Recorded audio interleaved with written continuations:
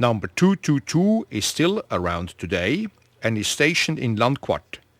In very rare cases she can be seen pulling special trains. October the 17th, 2001 was such a day. Number 222 pulled a regular freight train 6051, doubling up for train 5051 from Landquart to Fideris and back to Landquart. Bobo 3, number 647, departs Landquart, pulling the regular train 5051.